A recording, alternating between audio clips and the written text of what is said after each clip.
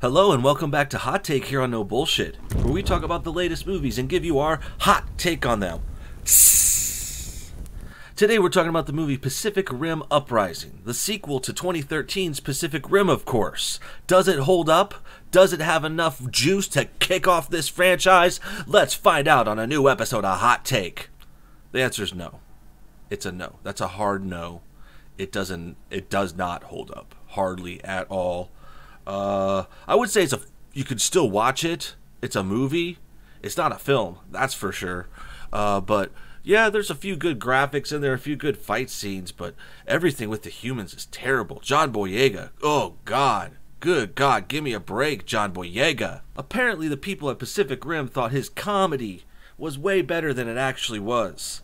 I actually got a little annoyed with him in The Force Awakens. He was like this jokey guy the whole time, and Boyega made me laugh a few times, but there was that one part where he's like, with his chin, when he's talking to Han, he's like, what do you mean? What do you mean? What's that? What's that mean? And then he does that joke. Just think of that joke, but they do it like 10 times in Pacific Rim. That's John Boyega's performance in a nutshell. He does have some really good parts, like especially at the end, he steps up and he gets more serious, and that's actually where I like him better. I like him better as a real actor, not this like goofy improv. He always tries to throw in everything now. The other thing about Pacific Rim Uprising was it really resets the franchise. It changes gears a bit. You know, the original ones had these soldier pilots. It had Charlie Hunnam matching up with this Japanese pilot, and they were like adults. They were professionally trained soldier adults. But now, the new movie, it switches gears and it's like a bunch of kids. I don't know why exactly. I can't remember. I might have just missed it. But basically, they started training younger kids, like high schoolers, and they had this whole boot camp where they throw this one girl in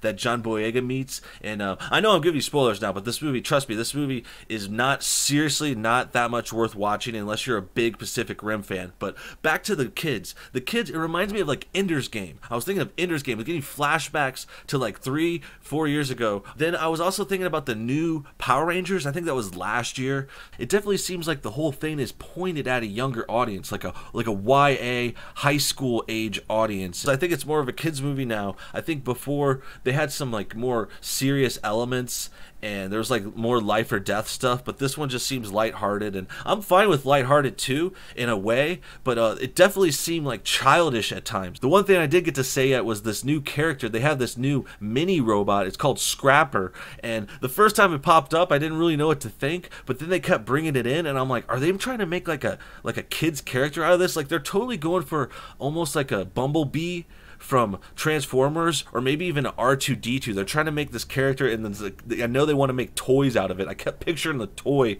during the movie, and that's not a good sign. Clint Eastwood's son is in the movie, funny enough, and he doesn't do that good of a job. He's kind of just like this strict white dude with a stick up his ass the whole time. He's in the military, and he does a couple funny lines though. I think he says hell yeah at least 2 or 3 times. He's just like, hell yeah.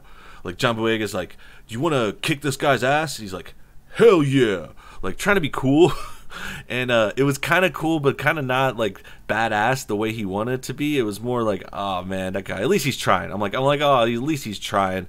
There was also this girl, this love interest that was in the movie for like 2 shots, and the guys kind of fight over her, but she's barely in it. I think they say she's a mechanic, but it's just this weird, really weird forced love scene. And I think that was the kind of another problem with the whole movie, was like a lot of scenes, a lot of storylines, kind of like bogging stuff down and just being too much, not going places, going weird places. There's a couple twists and turns, and I will give them credit for those twists, especially with the villain. You think it's going to be this one bad guy, this company, and then next thing you know, boom, something else happens. So there is a surprise in there, and they bring back a few people from the movie, like the scientist and the Asian chick, but they just mostly like cameo them in there, and then they reset everything with this new cast. Is the new cast good? Are they going to hold up? Can they make another movie? I think they sure want to. They certainly set up for the sequel here a little bit at the very end, and that was another thing that kind of let me down. It felt like, they're like, we're going to do this in the sequel. Let's go and get to the hot take rating.